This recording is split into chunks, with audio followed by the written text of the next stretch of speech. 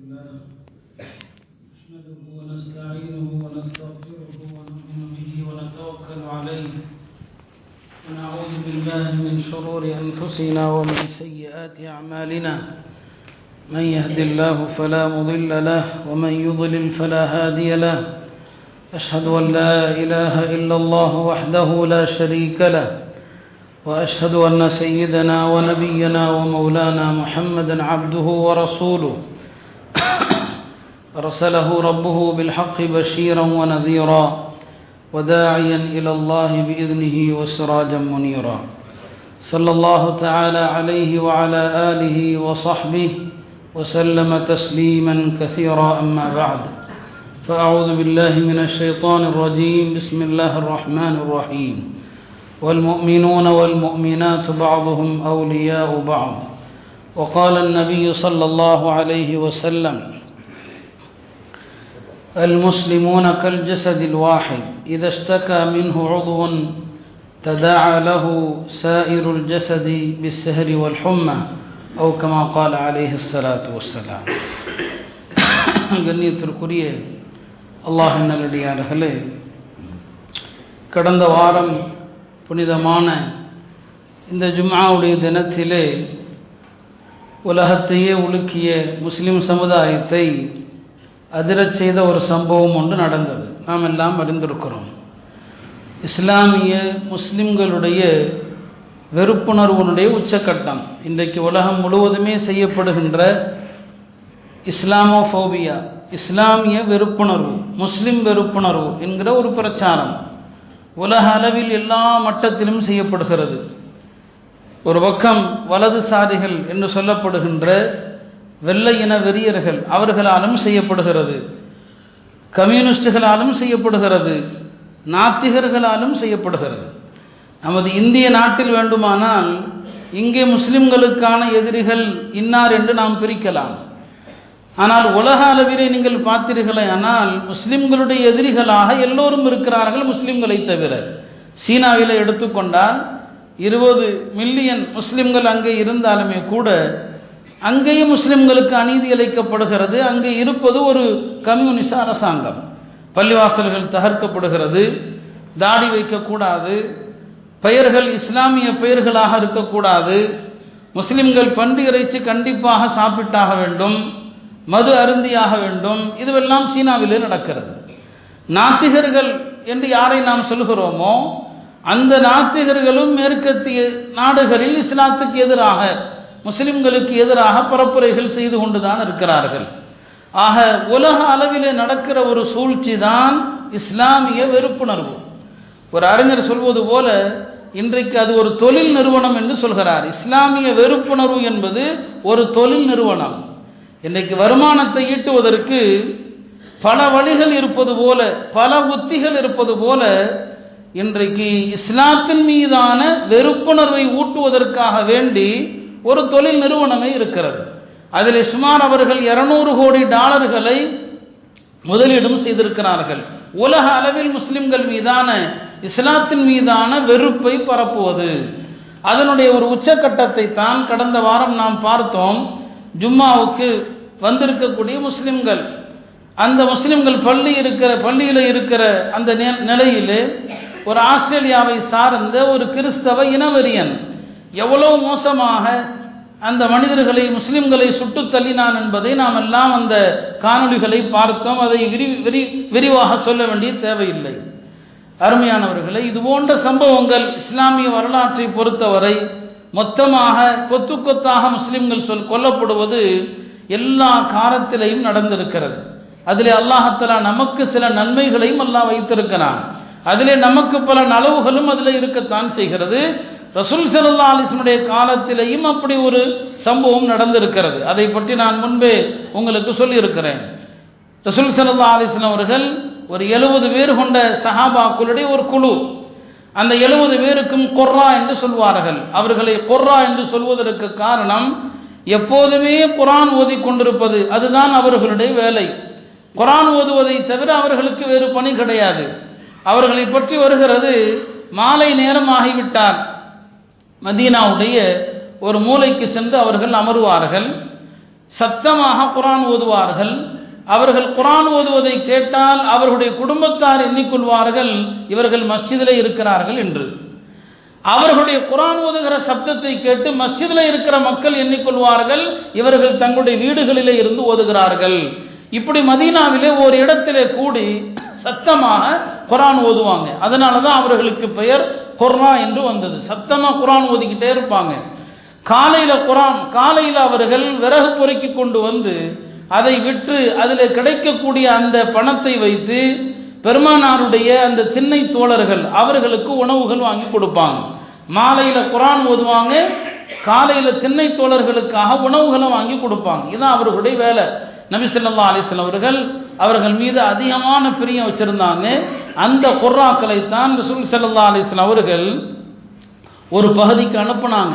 அந்த பகுதியினரை கேட்டுக்கொண்டதற்காக போய் அந்த மக்களிடத்திலே அல்லாஹ்வை பற்றி இஸ்லாத்தை பற்றி சொல்லுங்கள் என்று நபி ஸல்லல்லாஹு அலைஹி வஸல்லம் அவர்கள் ஒரு கடிதத்தையும் கொடுத்து அனுப்புவார்கள். அந்த 70 பேரிலே ஒரு சஹாபி தான் ஹராம் இப்னு மில்ஹான். அவர் அந்த கடிதத்தை கொண்டு அந்த கூட்டத்தாருடைய தலைவரிடம் கொண்டு காட்டுகிறார். ரசூல் ஸல்லல்லாஹு அலைஹி வஸல்லம் அவர்கள் உங்களிடத்தில் எங்களை அனுப்பினார்கள், நாங்கள் உங்களை அல்லாஹ்வின் பக்கமும் இஸ்லாத்தின் பக்கமும் அழைப்பதற்காக. அந்த கடிதத்தை வாங்கிய தலைவர் உடனேயே அவரை அதே இடத்திலேயே கொலை செய்து விடுகிறார். அந்த சஹாபி தான் ஹராம் இப்னு மில்ஹான். அவர் மௌத்தாகிற நேரத்தில் ஒரு வார்த்தையை முணங்கி கொண்டே இருந்தார். என்ன வார்த்தை என்று அருகில் உள்ளவர்கள் பக்கத்திலே போய் கேட்டார்கள். அவர் சொன்ன வார்த்தை ஃபுல்து வரப்பில் காபா, காபாவுடைய இரட்சகன் மீது ஆணையாக நான் வெற்றி அடைந்து விட்டேன், காபாவுடைய ஆணையின் ரப்பின் மீது ஆணையாக நான் ஈடேற்றம் பெற்று விட்டேன். இதான் அந்த சஹாபி சொன்ன வார்த்தை. எல்லாருக்கும் ஆச்சரியம். மௌத்தாகிற நேரத்தில் எல்லாரும் நஷ்டப்படுகிற கை சேதப்படுகிற நேரம், மரணிக்கிற நேரத்தில் நான் ஜெயிச்சிட்டேன்னு சொல்றாரு. அதை பார்த்து அங்குள்ள ஒரு மனிதரும் முஸ்லீம் ஆனார். அங்குள்ள ஒரு மனிதர் இந்த வார்த்தை கேட்டு ஒருத்தர் முஸ்லீம் ஆயிட்டார். அதற்கு பிறகு மீதி இருந்த பல தோழர்களும் கொல்லப்பட்டார்கள். அந்த கொல்லப்பட்டவர்கள் ஷஹீதாக்கப்பட்டவர்கள் அல்லாஹ்விடத்தில் சொன்னாங்க, யா அல்லாஹ் எங்களுடைய நபிக்கு எங்களை பற்றி தெரிவித்து விடு. இன்னா கது லகீனாக்க, நாங்கள் எல்லாம் உன்னை சந்தித்து விட்டோம். ஒரதீனாக்க, உன்னை நாங்கள் பொருந்தி கொண்டோம். நீ எங்களை பொருந்தி கொண்டா என்கிற தகவலை எங்கள் நபிக்கு தெரிவித்து விடு என்பதாக அந்த சுஹதாக்கள் அல்லாஹ்விடத்தில் சொன்னாங்க. பெருமானார் ஸல்லல்லாஹு அலைஹி வஸல்லம் அவர்களுக்கு இந்த தகவல் வந்தபோது நபி ஸல்லல்லாஹு அலைஹி வஸல்லம் அவர்கள் எல்லா தோழர்களையும் அழைத்து சொன்னார்கள், இந்த சுஹதாக்கள் 70 பேரும் கொல்லப்பட்ட செய்தியை அல்லாஹ் எனக்கு அறிவித்து கொடுத்தான் என்று சொன்னார்கள். அந்த 70 சுஹதாக்கள் கொல்லப்பட்ட அந்த நேரம்தான் பெருமானார் ஸல்லல்லாஹு அலைஹி வஸல்லம் அவர்களுக்கு மிகவும் மனசுல பாதிக்கப்பட்டாங்க. அந்த நேரத்தில் தான் 1 மாத காலம் ஃபஜ்ருடைய தொழுகையில் இந்த சுஹதாக்களை யார் கொலை செய்தார்களோ அவர்களை மிக வன்மையான வார்த்தைகளால், கடுமையான வார்த்தைகளால் அல்லாஹ்விடத்திலே பத்வா செய்து துவா செஞ்சாங்க. அந்த பெயரை சொல்லி சொல்லி இன்ன கூட்டத்தாரை அழித்து நாசமாக்குவாயாக, இன்ன கூட்டத்தார் மீது உன் சாபத்தை இறக்குவாயாக. 1 மாத காலங்கள் அல்லாஹுடைய தூதர் அந்த 70 சுஹதாக்களுடைய மரணத்திற்கு யார் காரணமாக இருந்தார்களோ அவர்களை பத்வா செய்தார்கள். சில நேரங்களில் அல்லாஹுடைய தூதர் கருணையின் வடிவம் என்பதிலே சந்தேகம் இல்லை. சில நேரங்களில் அக்கிரமங்கள் உச்சக்கட்டத்தை தொடுகிற போது யாராக இருந்தாலும் அந்த முடிவைத்தான் எட்ட வேண்டும். அருமையானவர்களை, இப்படி மொத்தமாக அநியாயமாக கொல்லப்படுவது நம்முடைய வரலாற்றிலே ஏராளமாக நடந்து கொண்டிருப்பதை பார்க்கிறோம். பள்ளியிலே ஷஹீதாக்கப்பட்டவர்கள் அப்படின்னு பார்த்தா அதுல ஒரு பெரிய வரலாறை சொல்லலாம். பள்ளியில ஷஹீதாக்கப்பட்டவர்கள் அவங்க பாக்கியமிக்கவர்கள். ஒரு மனிதன் எப்படி வாழுகிறானோ அப்படித்தான் இறப்பும் வரும், எப்படி இறக்கிறானோ மறுமையிலே அப்படித்தான் எழுப்பப்படுவான். யாருக்கு பள்ளியோடு நெருக்கமோ அவர்கள் பள்ளியிலே மரணிப்பார்கள். நாளை மறுமையில எழுந்திருக்கும் போதும் அதே நிலையில தான். எப்படி ஹதீஸ்ல வருது, ஒரு சஹாபி இஹ்ராம் தரித்த நிலையில மௌத்தாயிட்டாங்க. நபி ஸல்லல்லாஹு அலைஹி வஸல்லம் அவர்கள் சொன்னார்கள், நாளை மறுமையில எழுப்பப்படுகிற போது இவர் தல்பியா சொன்னவராக எழுப்பப்படுவார். தமூதூன் கமா துபாஸ் தமூதூன கமா தஹயூன், எப்படி உங்களுடைய வாழ்க்கை அப்படி மரணம் வரும், எப்படி மரணிக்கிறீர்களோ அப்படியே எழுப்பப்படுவீர்கள். அந்த வகையில் ஹஜ்ரத் உமர் ரலியல்லாஹு அன்ஹு அவர்கள் ஃபஜ்ருடைய தொழுகைக்காக வந்து கொண்டிருந்தார்கள். தொழுகைக்கு வருகிற போது எல்லாத்தையுமே எழுப்பி விட்டே தான் வருவாங்க. அஸ்ஸலா அஸ்ஸலான்னு சத்தம் போடுவாங்க. தொழுகைன்னு சத்தம் போட்டே வருவாங்க. வந்து பள்ளிவாசலில் நிற்கிறாங்க. அவங்களுடைய பழக்கம் சஃப்புகளை பூரா சரி பண்ணுவாங்க. எல்லாம் சீரான பிறகுதான் அல்லாஹ் அக்பர்னு சொல்லுவாங்க. சஃபுகளை பூரா சரி பண்ணிட்டு அல்லாஹ் அக்பர் என்று சொல்லி சூரா ஃபாத்திஹா தான் ஓதுறாங்க. திடீரென கடுமையான ஒரு சத்தம், உமர் ரலியல்லாஹு அவர்கள் சத்தம் எடுக்கிறார்கள். யாரோ ஒருவன் அவர்களை ஒரு கத்தியால் அவர்களை குத்தி விட்டான். அபூ லுஅலுஆ ஒரு மஜூசி இனத்தை சார்ந்தவன். மஜூசி என்று சொன்ன நெருப்பு வணங்கிகள், நெருப்பை வணங்கக்கூடிய ஒரு கூட்டம். அவன் தான் அபூ லுஅலுஆ. ஹஜ்ரத் உமர் ரலியல்லாஹு அவர்களை குத்தி தாக்கி விட்டான். கடுமையான கூர்மையான கத்தியால யாரெல்லாம் தடுத்தார்களோ எல்லாத்தையும் குத்தித்தான் 7 பேர் ஷஹீதாக்கப்பட்டாங்க. பெருமானாருடைய மஸ்ஜிது நபவி அங்கேயும் ஷஹீதாக்கப்பட்ட நிகழ்வுகள் நடந்திருக்கிறது.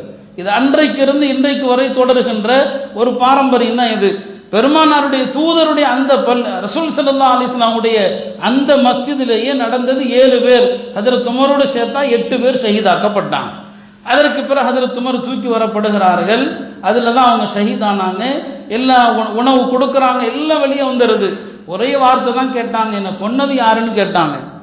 என்னை கொன்னது யாரு? சொல்லப்பட்டது ஒரு மஜூசி, ஒரு நெருப்பு வணங்கி. அல்லாஹ் புகழ்ந்தான், யாரெல்லாம் ஒரு முஸ்லீமுடைய கரத்தால் என்னுடைய மௌத்தனி எழுதல்ல. ஒரு முஸ்லீம் கொலை செஞ்சதான் நான் ரொம்ப வருத்தப்பட்டிருப்பேன். ஒரு மஜூசி என்னை கொலை செய்தான், இதை அவங்க ரொம்ப சந்தோஷப்பட்டு சொன்னார்கள். ஆக ஹஜ்ரத் உமர் ரலியல்லாஹு அவர்கள் ஷஹீதுல் மெஹராப்ல ஷஹீத் ஆக்கப்பட்டாங்க. 7 சஹாபாக்கள் மஸ்ஜித் நபவியில் ஷஹீத் ஆக்கப்பட்டாங்க. இன்றைக்கு அந்த பாக்கியத்தை தான் கடந்த வாரம் நியூசிலாந்திலே அந்த பள்ளியினுடைய மஸ்ஜிது நூர் ஏறத்தாழ 2 பள்ளியிலே தாக்குதல் நடந்திருக்கிறது. 2 பள்ளியில், அதில் ஒரு பள்ளி தான் மஸ்ஜிது நூர். கிட்டத்தட்ட ஒரு 40 பேருக்கு மேல் அங்கே ஷஹீதாக்கப்பட்டிருக்கிறாங்க.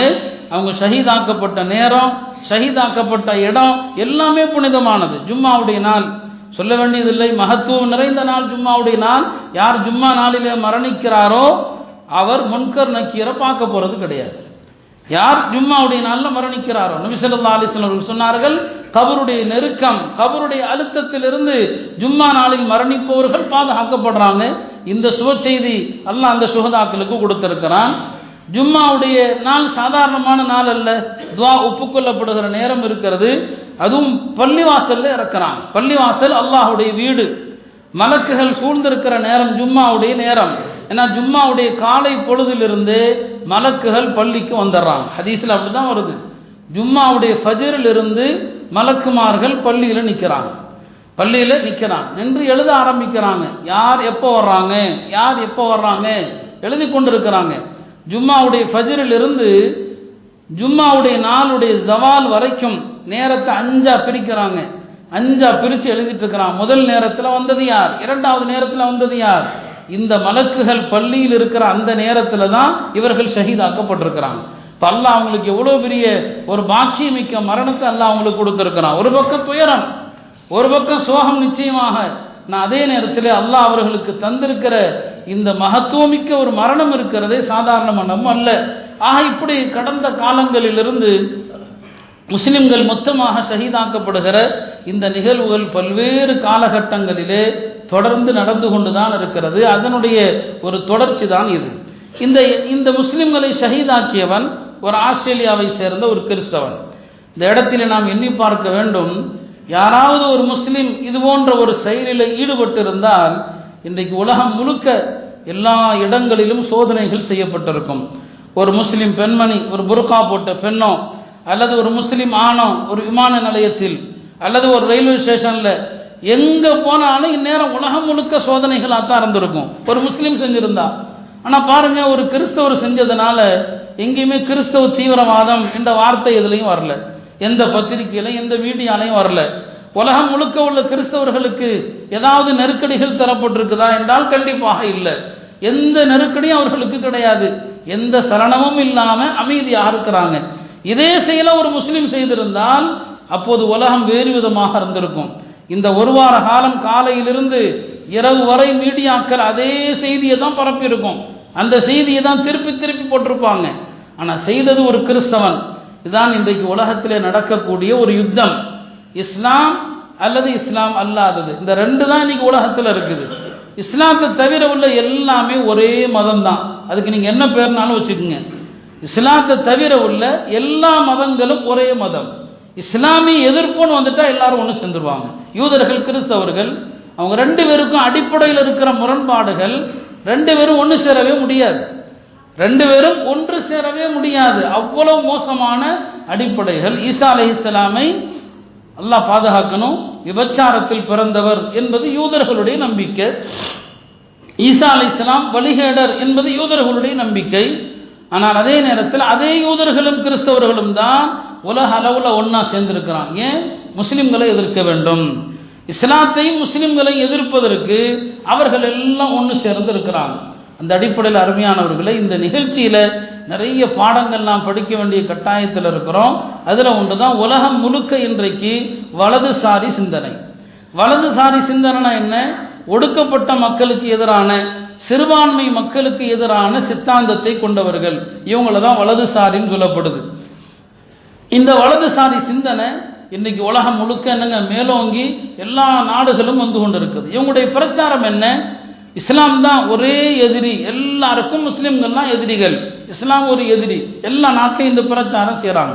நம்ம நாட்டில் எப்படி இங்குள்ள அடிப்படைவாதிகள் ஒரு பொய்யான தகவலை பரப்புறாங்க, இந்த வருஷத்தில் முஸ்லிம்கள் மெஜாரிட்டி ஆயிடுவாங்க, பெரும்பான்மை ஆயிடுவாங்க. இதே மாதிரி ஐரோப்பிய நாடுகள்லையும் நடக்குது. இங்கிலாந்தில் பள்ளிக்கூடங்களில் கூட போதிக்கப்படுது, இன்னும் கொஞ்ச நாளில் முஸ்லிம்கள் இங்கிலாந்தை கைப்பற்றி விடுவார்கள். அங்கே இதே பிரச்சாரம். இன்னும் கொஞ்ச நாளில் முஸ்லிம்கள் மெஜாரிட்டி ஆகி விடுவார்கள் அப்படிங்கிற பிரச்சாரம். இதில் என்ன ஒரு கொடுமைன்னு சொன்னால், இந்த பிரச்சாரத்தை செய்வதே யாருன்னு சொன்னால் இந்த இஸ்லாமிய வெறுப்புணர்வை கொண்டவர்கள் இந்த பிரச்சாரத்தை செய்கிறாங்க.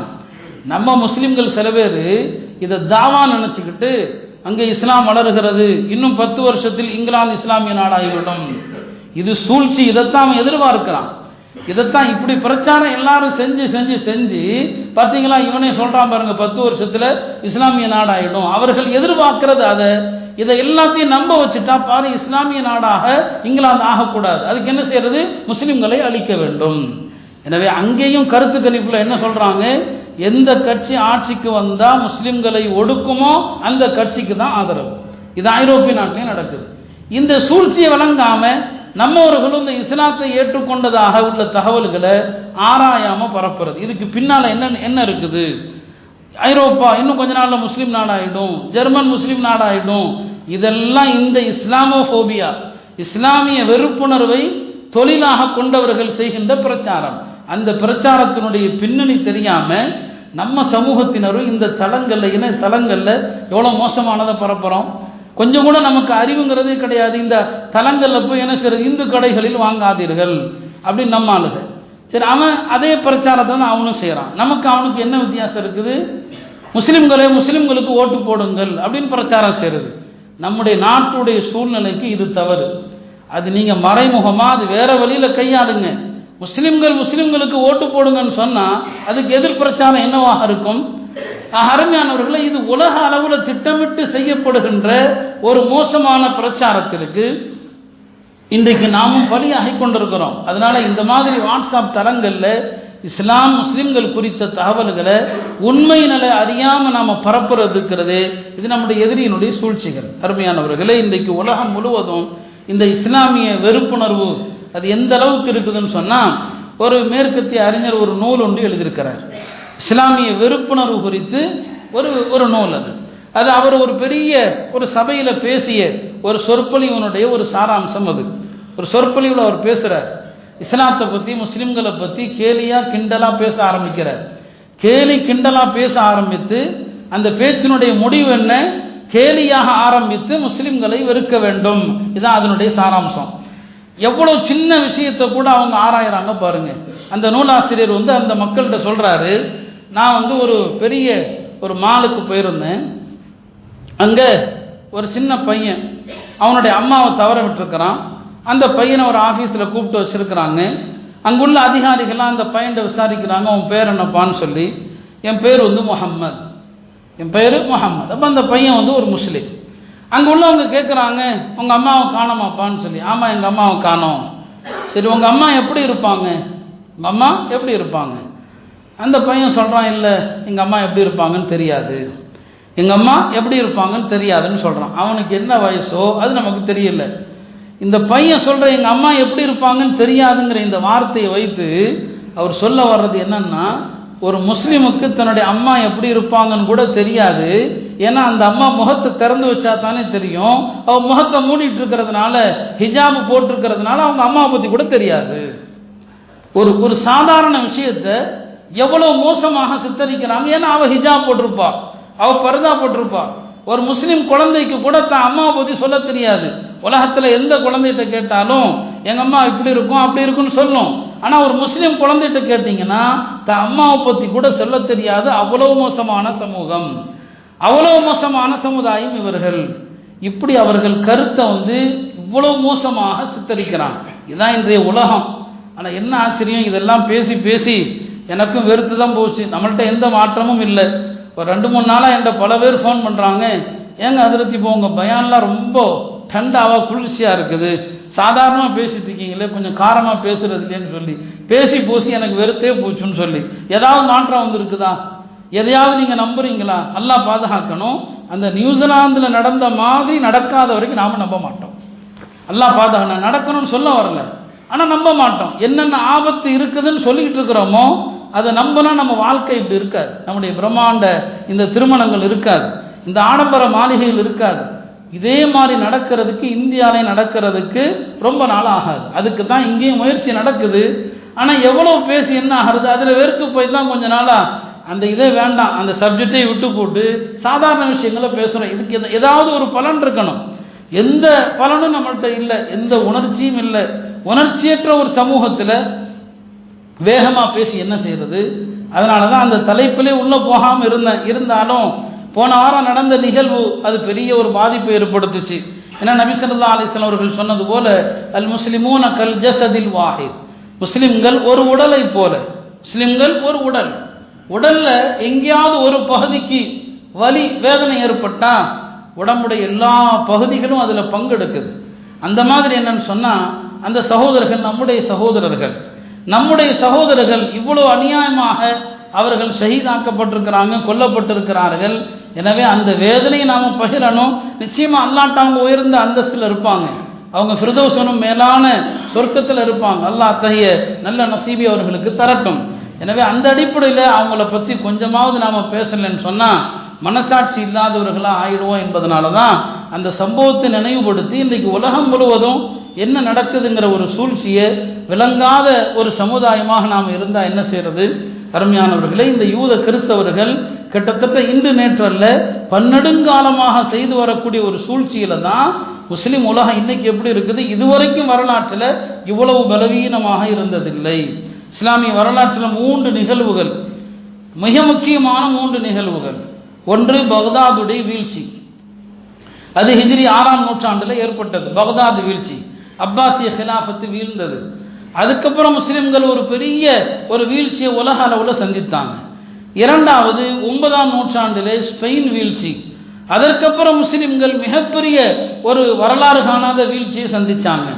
மூன்றாவது வீழ்ச்சி முஸ்லிம்களை ஒட்டுமொத்தமாக மன்னரைக்கு கொண்டு போய் தள்ளிடுச்சு. அதுதான் 1924 ஏற்பட்ட துருக்கிய ஹிலாஃபத்துடைய வீழ்ச்சி. 1924 வரைக்கும் துருக்கிய ஹிலாஃபத் இருந்தது. அந்த ஹிலாஃபத்துடைய வீழ்ச்சி, இந்த 3 வீழ்ச்சி தொடர்ந்து கடைசி 3வது வீழ்ச்சி தான் ஹிலாஃபத்து வீழ்ச்சி. அதுக்கப்புறம் நாம உலக அளவில் எழுந்திருக்கவே இல்லை. ஒரு நல்ல தலைமை கிடையாது, கட்டுப்படுகின்ற ஒரு சமூகம் என்னங்க கிடையாது. நம்முடைய தமிழ்நாட்டுடைய சூழ்நிலையை பார்க்கிறோம், ஆளுக்கு ஒரு பக்கமாக செதறி நிற்கிறோம். அடுத்து வரப்போகிறது எப்படிப்பட்ட தேர்தல் எல்லாருக்கும் தெரியும். அல்லாஹ் பாதுகாக்கணும். இப்போதாவது இந்த நேரத்திலாவது நம்மள்கிட்ட ஏதாவது ஒற்றுமைக்கான அறிகுறிகள் இருக்குதான்னு பார்த்தா அங்கேயும் இல்லை. நாமளே தூக்கி அவங்க கையில் பதவியை ஜோராக கொடுக்குற மாதிரி தான் உட்கார்ந்துருக்கிறோம். எந்த சிந்தனையும் எந்த விதமான ஒரு உணர்வும் இல்லாத சமூகம். அருமையானவர்களே, வரலாறு படிக்கணும், வரலாறு தெரியணும். அந்த முஸ்லிம்களை சுட்டு கொன்றவன், அதான் ரொம்ப முக்கியமாக இதில் பதிவு செய்ய வேண்டிய விஷயம். அதுதான் முஸ்லிம்களை சுட்டு கொன்ற அந்த நபர் அவன் பயன்படுத்திய ஆயுதங்கள்ல ஒரு பெரிய வரலாறை எழுதி வச்சிருக்கிறான். அந்த வரலாறு என்ன? முஸ்லிம்களுக்கும் கிறிஸ்தவர்களுக்குமான யுத்த வரலாறு. எந்த போரில் முஸ்லிம்கள் கிறிஸ்தவர்கள்ட்ட தோத்தாங்க, யாரால தோற்றாங்க, அந்த படை தளபதிகளுடைய பேர்லாம் எழுதி வச்சிருக்கிறான். அந்த அப்படியானால் அவன் ஒரு மூளைச்சலவை செய்யப்பட்டிருக்கிறான். இஸ்லாத்திற்கும் கிறிஸ்தவர்களுக்குமான பகை வரலாறு. இதை முழுசா படிச்சு வச்சு அதை தான் பயன்படுத்தி எல்லா ஆயுதங்களிலும் எழுதி வைத்து அதை உச்சரித்து கொண்டுதான் முஸ்லிம்கள் மீது தாக்குதல் நடத்தியிருக்கிறான். நாம வரலாறு பேச ஆரம்பிச்சோம்னா ஜும்மால பேசுகிற 20 நிமிஷத்திலேயே நாம் தூங்கிட்டு தான் இருக்கிறோம். இதை சொல்லும் போதும் பலர் தூங்கிட்டு தான் இருப்போம். நம்முடைய சூழ்நிலை அப்படித்தான். உலகத்தில் மற்ற சமூகங்கள் அப்படி உருவாக்கப்படுறாங்க. இந்த சமூகம் சாப்பிட்டு சாப்பிட்டு தூங்குற சமூகம். அதை தவிர நமக்கு எந்த லட்சியமும் கிடையாது, எந்த குறிக்கோளும் கிடையாது. அதனால நான் திட்டக்கூடாதுன்னு நினச்சி தான் இந்த மாதிரி தலைப்புகளுக்குள்ளேயும் வரக்கூடாதுன்னு நினைக்கிறது. இதுல எல்லாம் வந்தால் கொஞ்சம் வார்த்தைகள் கடுமையாக போயிடுது, அதில் பல பேர் சங்கடப்படுறாங்க. ஆனால் இது சமூகத்துக்காக ஏற்படுகிற கோபம். இதில் எனக்கு என்ன தனிப்பட்ட முறையில் என்ன கிடைக்க போகுது? நம்ம சமூகத்துக்கு ஒரு அக்கறை வரணும், நடக்கக்கூடிய நிகழ்வுகள் மீதான ஒரு கவலை வரணும். என்னைக்கு நாம் அதை பற்றி யோசிக்கிறோம்? காலையில் எழுந்திருக்கிற போது அன்னைக்குள்ள கடன் நிலவரம் எப்படி இருக்கும், வியாபாரம் எப்படி இருக்கும், இதே சிந்தனை தானே தவிர ஒரு தேர்தல் வரப்போகுது, என்ன ஆகும், இந்த தேர்தலை நாம் எதிர்பார்ப்பதற்கு மாற்றமான ஒரு முடிவு வந்தால் அடுத்து நம்முடைய இந்த குழந்தைகள் உங்கள் பக்கத்தில் படுத்திருக்கிறாங்க, அந்த குழந்தைகளை எண்ணி பாருங்க.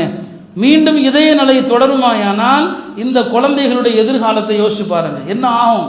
அந்த ஷஹீதாக்கப்பட்டவர்களில் சின்ன குழந்தைகளும் இருக்கிறாங்க. அருமையானவர்களே, வாழ்க்கை இப்படியே போய் கொண்டிருக்காரு. உலகத்தில் எங்கெங்க என்னென்ன நடக்குதோ அதெல்லாம் நமக்கும் நெருங்கி கொண்டு தான் இருக்குது. நமக்கு ஒரு அக்கறை வரணும், அல்லாட்ட மீளணும், துவா செய்யணும். நாம் சமூக அளவில் இதை பற்றி யோசிக்கணும். ஒட்டுமொத்த உம்மத்தும் கவலையாகணும். இங்கே ஒரு இடத்துல பேசுறதுனால ஆக போறது இல்லை. எல்லா இடத்திலும் பேசுவதனுடைய நோக்கம் என்னன்னா எல்லா முஸ்லீமுடைய உள்ளத்திலையும் கவலை வரணும். இந்த கவலை அக்கறை என்னைக்கு வந்துருச்சோ அல்லாஹுடைய உதவியும் வந்துவிடும். இதைத்தான் நம்ம ஆரம்பத்திலிருந்தே சொல்வது. எப்போ முஸ்லிம்கள் உள்ளத்துல சமூக அக்கறை, சமூக கவலை வருமோ நிச்சயமாக அல்லாஹ்வுடைய உதவி வந்துடும். எனவே அருமையானவர்களே, உலக அளவில் செய்யப்படுகின்ற இந்த மோசமான ஒரு தொடர் பிரச்சாரம், முஸ்லிம்களை வீழ்த்த வேண்டும், இந்த பிரச்சாரத்தில் தான் இன்றைக்கு அந்த மக்கள் ஷஹீதாக்கப்பட்டிருக்கிறாங்க. இல்லை ஒரு பெரிய ஆறுதலான விஷயம் என்னன்னு சொன்னால், இந்த நாட்டு அரசாங்கமும் அந்த நாட்டு மக்களும் அந்த சம்பவத்தை மிக கடுமையாக எதிர்த்தது மட்டுமல்லாமல் முஸ்லிம்களுடைய சோகத்தில் தங்களை முழுமையாக அர்ப்பணித்து கொண்டது தான். இதுதான் நமக்கு ஒரு ஆறுதலான விஷயம். இந்த நாட்டுடைய பிரதமர் ஒரு பெண்ணாக இருந்தாலும் முஸ்லிம்களை புர்கான் இந்த நிலையில் வந்து ஆறுதல் சொன்னது. அங்கே வெளியில் பாங்கு சொல்றதுக்கு அனுமதி இல்லை. ஆனால் இன்றைக்கு இந்த சம்பவத்துக்கு பிறகு நியூசிலாந்துடைய பள்ளிகளில் வெளியில் மைக் போட்டு பாங்கு சொல்வதற்கு அனுமதி தரப்பட்டிருக்குது. இன்றைய ஜும்மாவுடைய பாங்குக்கு பிறகு ஒரு 2 நிமிஷம் அந்த நாட்டு மக்கள் எல்லோருமே இறந்தவர்களுக்காக மௌன அஞ்சலி செலுத்த வேண்டும் என்றெல்லாம் அந்த அரசாங்கம் எடுத்திருக்கக்கூடிய நடவடிக்கை. இது எல்லா முஸ்லிம்களாலும் பாராட்டப்பட்டிருக்குது. பல இஸ்லாமிய அறிஞர்கள், உலமாக்கள் எல்லோருமே அதை வந்து பாராட்டி இருக்கிறாங்க. அந்த அரசாங்கத்தினுடைய அந்த செயல்பாடுகளை அங்குள்ள நிறைய மக்களுடைய உள்ளங்களில் இஸ்லாத்தை பற்றி அறிய வேண்டும் என்கிற ஒரு ஆவலையும் ஒரு தூண்டுதலையும் ஏற்படுத்தி இருக்கிறது. நான் பார்த்த ஒரு கணக்குப்படி நியூசிலாந்திலே கிட்டத்தட்ட 15% முஸ்லிம்கள் இருக்கிறாங்க. 15%.